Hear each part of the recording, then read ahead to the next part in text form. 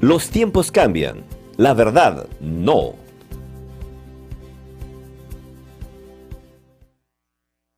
Muy buenos días amigos, ¿cómo están? Les saluda Rafael Poblete, bienvenidos a La Noticia Perú, nuestro programa del diario La Noticia en la versión digital. Y el día de hoy, ayer nos sorprendió un tema que me parece una situación interesante e inédita para el debate y el análisis. La presidenta Dina Boluarte tiene que hacer un viaje a Brasil, para encontrarse con el presidente Lula da Silva, a asumir el mando, creo, algo va a hacer, como unas funciones de presidenta, pero ¿quién la puede reemplazar al viajar ella? No tiene vicepresidentes. Bueno, para hablar de este tema y otros temas más referentes a las reformas constitucionales, si se debe hacer o no, estamos conectados vía Zoom con el doctor Eloy Espinosa Saldaña, ex miembro del TC, que se ha vuelto como un maestro para nosotros en estos temas de discusión y todo. Doctor Eloy, muy buenos días, feliz Navidad de antemano. Sí, feliz Navidad para ti, Rafael, para los amigos de La Noticia y un gran año 2023 para todos. Sobre el tema concreto no es mucho lo que sabemos. Lo que se presume es que dentro del foro de Sao Paulo va a haber un problema de liderazgo. Por un lado, López Obrador y por el otro lado, Lula, entonces que asume presidencia. Como López Obrador se ha mandado en una campaña directamente contra el Perú, yo entiendo que Boluarte lo que quiere es acercarse a Lula y que Lula sea quien contrarreste dentro del grupo de Sao Paulo. Ahora, ¿hay antecedentes al respecto? Sí. Hay antecedentes que vienen de cuando da Fujimori el golpe, sus dos vicepresidentes renuncian y se da una ley constitucional, no había Congreso todavía, estaba recién en formación, por la cual al presidente del Congreso, este Congreso Constituyente Democrático, se le dio la posibilidad de asumir la presidencia cuando Fujimori viajara, porque Fujimori tenía el mismo problema, no tenía vicepresidentes. Es una discusión donde el tema es opinable, porque claro, las posiciones entre Fujimori y Yoshiyama eran distintas, pero las posiciones entre Boluarte y Williams son diferentes y podría entonces generarse algún conflicto por información que Williams tenga en los días que esté a cargo de la presidencia. Pero por eso mismo es que es un tema opinable, que el Congreso veremos cómo sale de esta, porque hay un elemento último que voy a mencionar. No podemos tener en ciertas actividades la falta de la presidencia de la presidenta del Perú. Hay actividades que nos toca incluso coordinar todo lo que significa Asia-Pacífico para el próximo año, comenzar a hacerlo. Entonces, y allí va a tener que haber viajes de la presidenta. Entonces, no sé si es lo mejor dárselo al presidente del Congreso o dárselo a su primer ministro, pero alguien tiene que estar, porque aun cuando hemos avanzado en las cuestiones informáticas, hay cuestiones que se hacen presencialmente. Entonces, la discusión del Congreso no está cerrada, hay una propuesta hecha por el gobierno que ha tenido resistencias en los sectores de izquierda y algunos de los sectores de la derecha.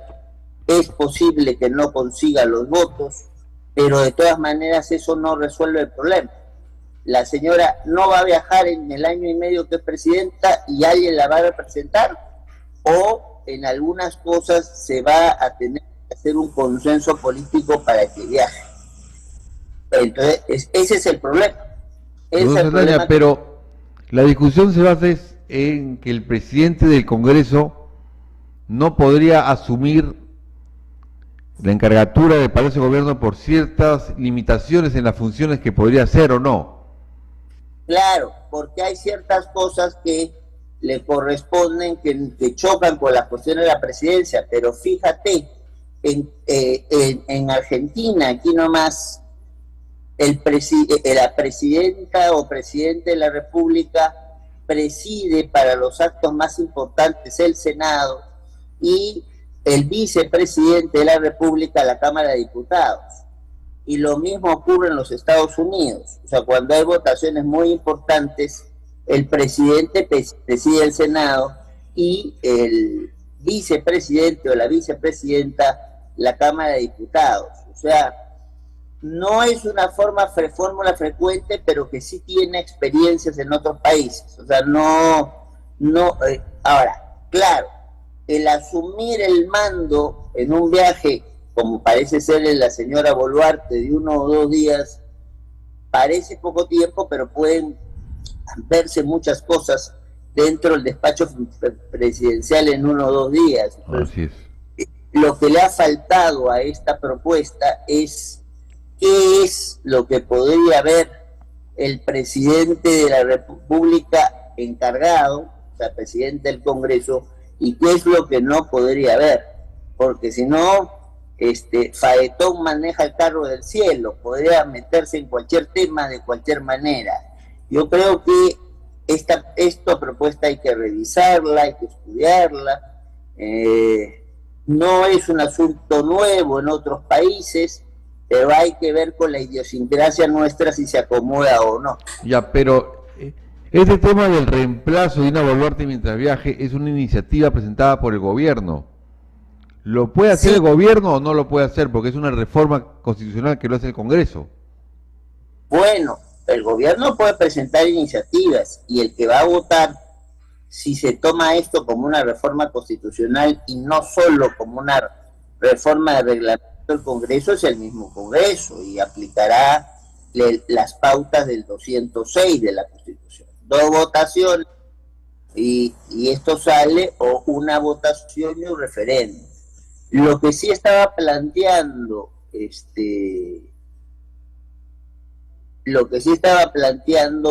el gobierno y buena parte de congresistas es, por la urgencia del viaje a Brasil, que esto se haga como una reforma del reglamento del Congreso.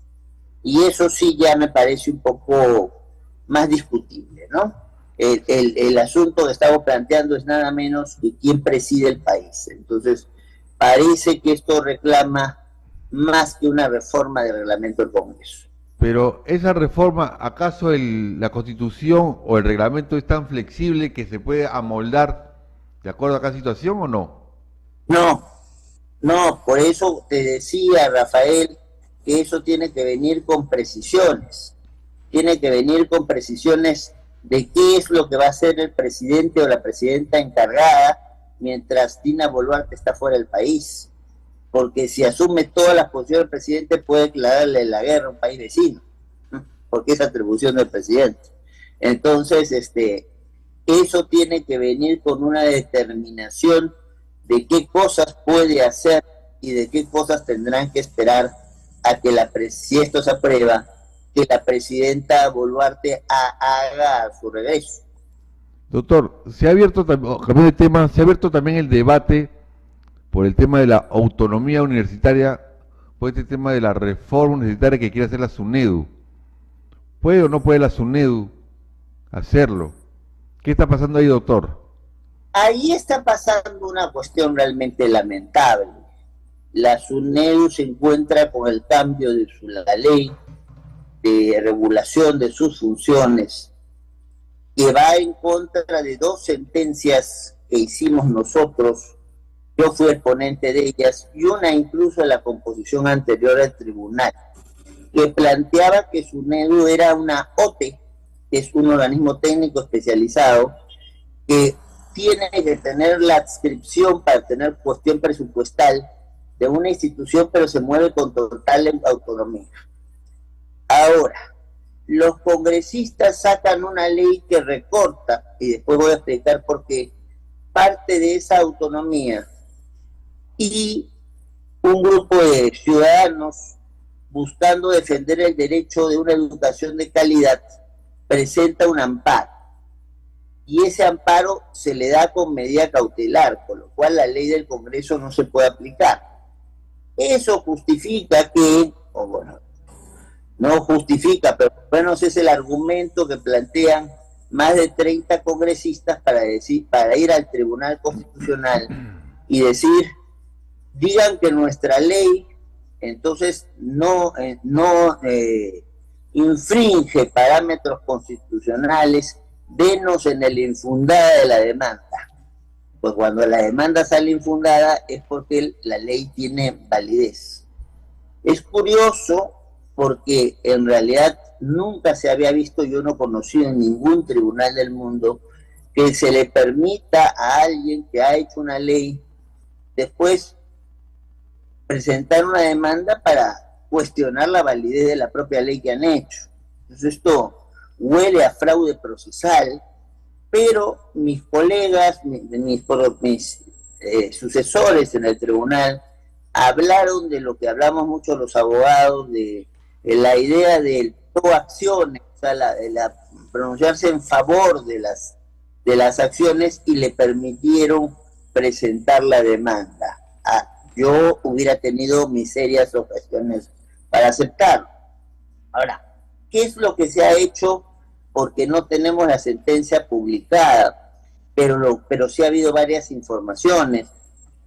El magistrado Ochoa ha salido a declarar, hoy día en un periódico la magistrada Pacheco también sale a declarar. Entonces, pero sí hay cambios que pone a la ley y a los cuales el tribunal ha avalado, y creo que está mal que los haya avalado.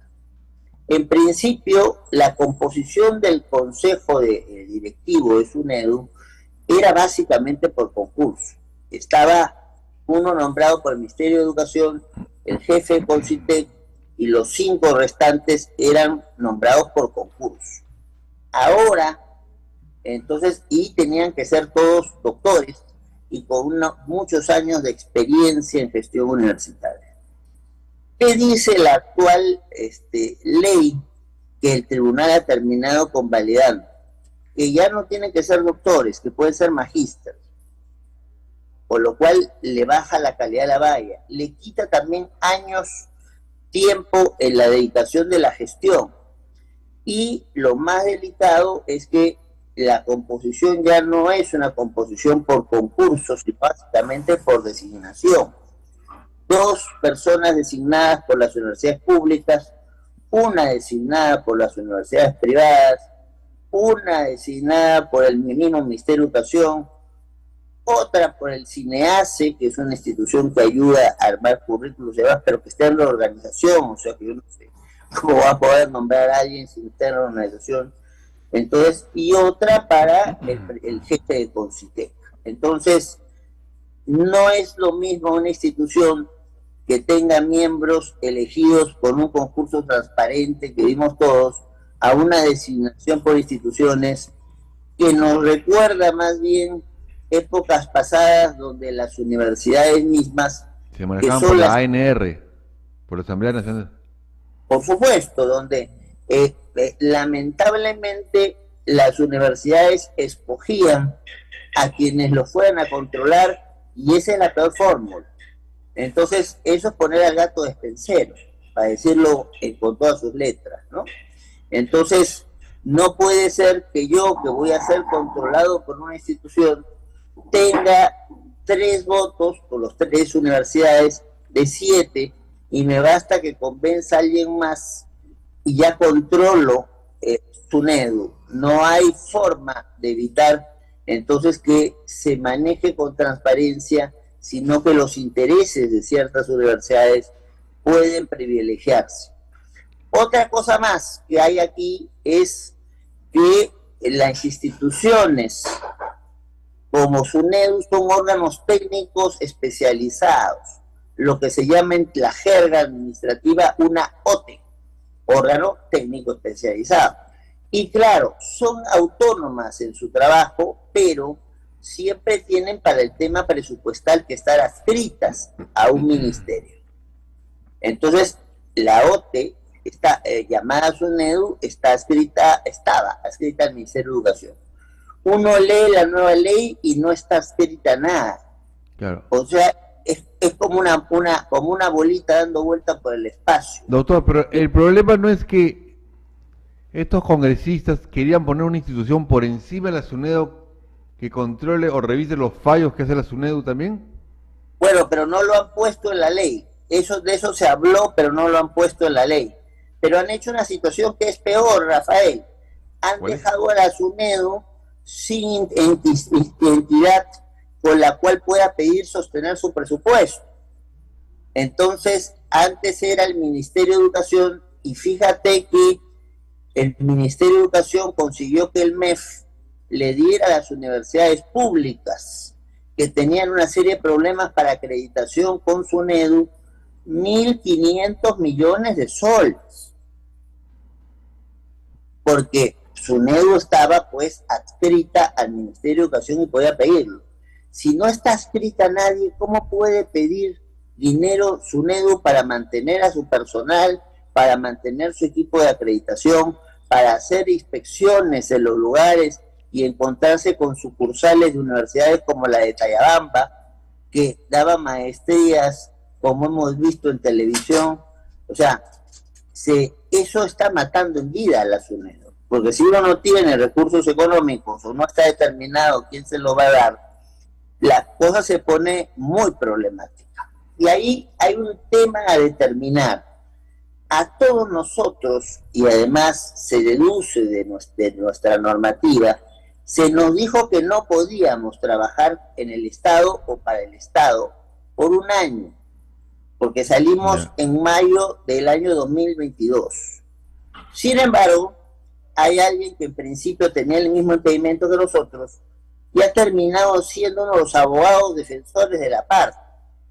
Y además él mismo ha reconocido en una declaración en un medio de comunicación que él, y no lo negó, que él mismo fue el que se presentó ante el ministro de Educación para ofrecer sus servicios. Eso es un tema que tiene que ser investigado. Claro, y también el tema que yo cuestiono mucho es que hay muchos congresistas que también son dueños de universidades o tienen intereses. Así es. Por eso es que la composición anterior buscaba un concurso público para evitar, o sea, 5 de 7 iban por concurso público y así evitábamos cualquier tipo de intereses o de influencias. Pero si ahora tienes 3 metidos por las mismas universidades de 7, claro, el escenario cambió radicalmente y además sabemos que no necesariamente el elegido o la elegida de esa manera va a ser el mejor o el más experimentado. Corremos el riesgo de que quien coloque las universidades no se fijen en el sistema universitario, sino se fijen en la universidad que los trajo al puesto. Así es, en la que le paga, mejor dicho. Doctor Eloy, hay un tema también del adelanto de elecciones que todo el mundo habla, pero hay una resolución del TC que dice que hay varias personas que han sido sentenciadas por terrorismo y rehabilitadas que podrían postular. Esa sentencia salió con mi voto en contra, creo que es un tremendo error. Una cuestión es aceptar que la persona se rehabilite, que pueda hacer ciertas actividades, pero no podemos, si ya tenemos una clase política con poca confianza, no podemos correr el riesgo de que alguien que haya cometido delitos, y sobre todo delitos vinculados a la corrupción, pueda tener un cargo público de nuevo.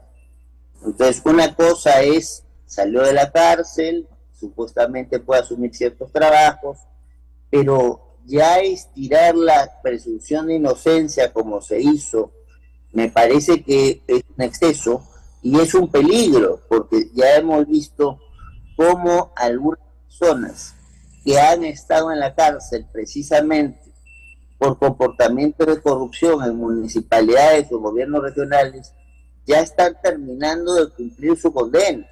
Claro. Y Si uno lee ese fallo, literalmente pueden decir, yo levanto la mano y yo soy candidato a poder postular. Entonces, de aquí a abril del próximo año tendrían que estar listas todas las maquinarias para que podamos tener un proceso en mayo del 24. Entonces, ¿cuál es el problema, Rafael? Si esta persona sale en Navidad, aun cuando haya cometido los delitos que haya cometido y esté 20 años en la cárcel, según esa sentencia equivocada, podría ser candidato anotándose en una lista en abril del año que viene. Yo estoy en contra de eso y creo que hay que pedirle al tribunal que matice sus criterios. Yo entiendo, por ejemplo, que no quiera que postule gente que fue denunciada y apresada por casos de corrupción. Eso lo entiendo. O por casos de terrorismo también, doctor. O por casos de terrorismo, o por casos de lavado de activos, porque son personas o que han cometido crímenes violentos o que han utilizado los fondos del Estado de manera irregular. Pero dejarlo abierto para todos los delitos, me parece que es un error muy grave. Doctor, ¿y cómo ponemos los candados? ¿Cuáles serían los candados para evitar todo esto? Bueno, en primer lugar, yo creo que el candado hay que ponerlo y hay que hacer las primarias en los partidos para evitar el problema de que tenemos con el voto preferencial, donde en realidad los 130 se matan entre sí en una lista y no trabajan en conjunto. Entonces, allí, en el momento de las primarias, es donde tú le dices al que estuvo preso, tú no puedes candidatar a la primaria. Ahí lo controlas, ahí lo sacas del escenario. Entonces, pero el tema de las primarias, doctor, vale, pues, este adelanto de elecciones va a hacer que ya no haya primarias en los partidos.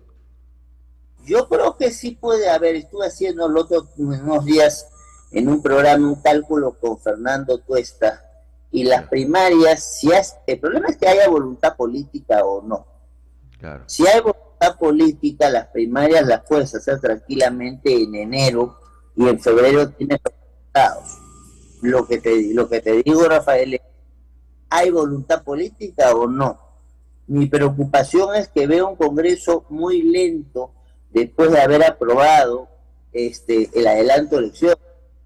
Y no, ellos tendrán que ser los más rápidos en el asunto, porque son los que menos quiere la gente, y porque la gente va a tener la sospecha de que no están haciendo nada porque en el fondo quieren quedarse ellos, ¿no? Entonces, esa situación se tiene que borrar del escenario, no solo por el bien del propio Congreso, sino por el bien de la democracia. Yo no quisiera, pues, que en abril del próximo año venga un grupo de gente, así como han quemado comisarías, fiscalías y varios y aeropuertos, que quieran quemar el Congreso.